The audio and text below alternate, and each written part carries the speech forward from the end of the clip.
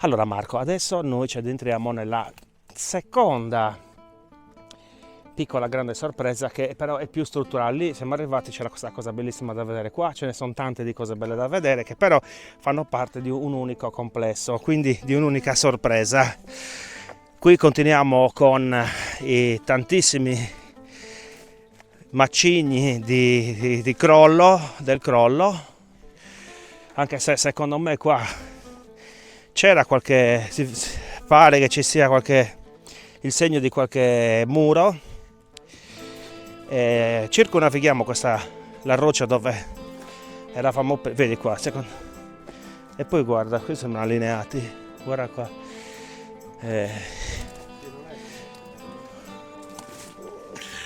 Caspita, oh, fatto bene sto muro, Allora, questa cosa qui sembrava lo spicchio di torta. Un quarto di torta crollato così, però di granito. Pazzesco. Guardate qua che muro. Come diceva Martino, magari non è antichissimo questo muro, ma chi lo sa.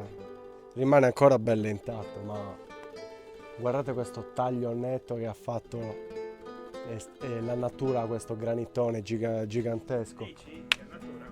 Dici che è stato fatto apposta. È fatto talmente in maniera, non dico perfetta, però è veramente piatto, Bisognerebbe vedere se ci sono segni di scalpello.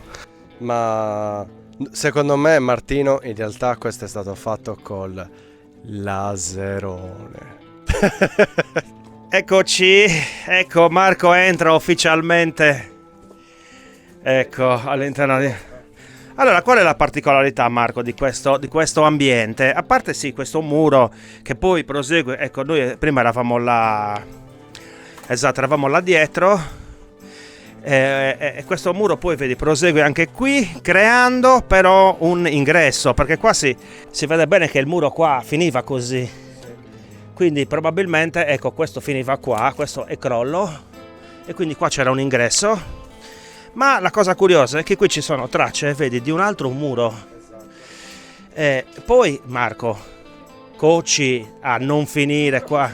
Questi qui sembrano tanto quelli che magari sono caduti da lì, Sì, assolutamente, può essere perché sono molto simili, ma ce ne sono qua dentro e poi ce ne sono sparsi anche lontani da qua.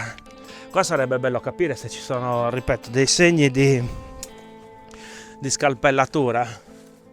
Qua poi c'è una grotticella che entra qua dentro, un riparo, che tu sei curioso di vedere e io te lo farò vedere però dall'altro lato dove ci sono grandi sorprese. Qua ancora cocciuasa, ci sono pezzi di ossa. Questo sembra tipo un teschio, un pezzo di teschio. Sì, vedi la mascella, identico. Potrebbe essere una pecora, un agnello gravito, però Marco, Potrebbe essere qualsiasi cosa. sì. Poi invece un pezzo di bordo. I bordi abbondano. Ok, Marco, proseguiamo. Ora usciamo da dove siamo entrati, dalla porta.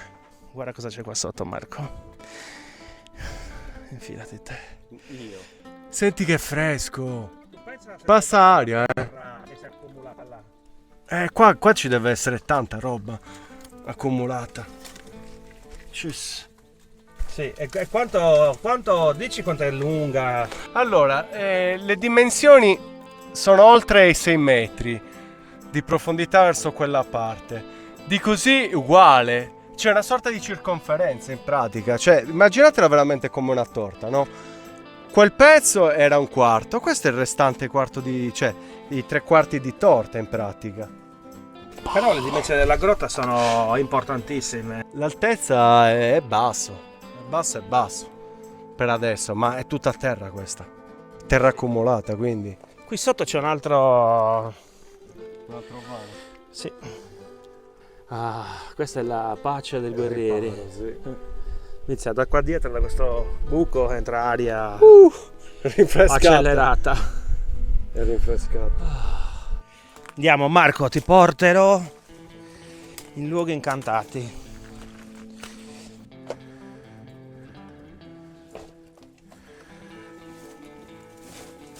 Eccoci qua.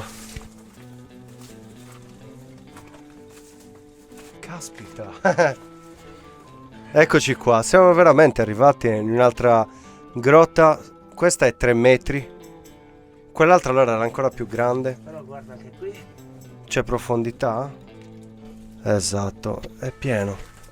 Abbiamo sempre di queste terrecotte. Questa è un po' più raffinata.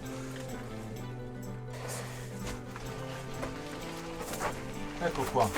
Eh sì, è pieno di tane di Vespa, Però siamo oltre il metro di coso. tranquillo, non mordono Marco. No, assolutamente. Sicuramente pare che la grotta sia chiusa con delle pietre, sia nel bordo da questa parte che poi anche da questa. E lì sotto si vede che c'è ancora un altro vano, un altro ambiente. E qua chiuso con le pietre. Mamma mia. Ma vuoi dare un'informazione su quante grotte hai avvistato in questo posto? Siamo a 19. 19. Sì.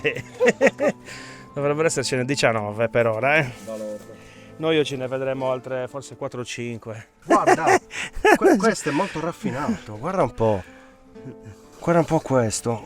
Questo è da segnare. Denti e conchiglie. Conchiglie, ossa, più non posso qua. Chi volete che sia che portassero conchiglie e cose? Perché stanno qua sotto? È crollato qua. È un riporto. Che cos'è? Però sempre con questa costante del muro davanti. Cioè, è una cosa pazzesca, Ah, ecco qua. Sempre la cosa che c'è, indovina che cosa? Muri, coci e grotta. È grotta. Esatto, conchiglie. Sempre conchiglie. Riportano agli usi e costumi del posto, anche odierni. Tradizione che si tramanda da millenni, no?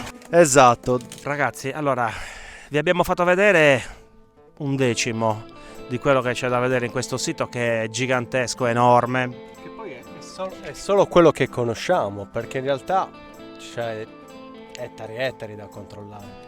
Sì, perché allora, vabbè, qualcos'altra io l'avevo già vista, però adesso è ricresciuta molto la vegetazione, quindi è un po' un casino raggiungerla.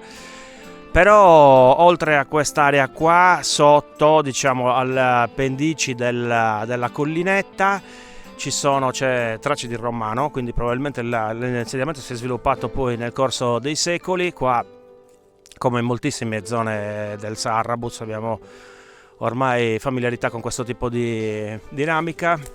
Il sito è veramente grande, enorme, poi come avete visto attraversa varie epoche, è bellissimo. Interessantissimo. Interessantissimo anche per noi. Vorrei fare un invito a tutti gli esperti archeologi insomma di questo campo a darci un parere scrivendolo nel commento o contattandoci in maniera privata. È un buon consiglio, no? Assolutamente sì, perché merita di essere approfondito questo posto. Noi non abbiamo le competenze, quindi non lo facciamo, ma vi salutiamo e vi rimandiamo alla prossima avventura di Archeo Sarrabus. Esatto. Ciao!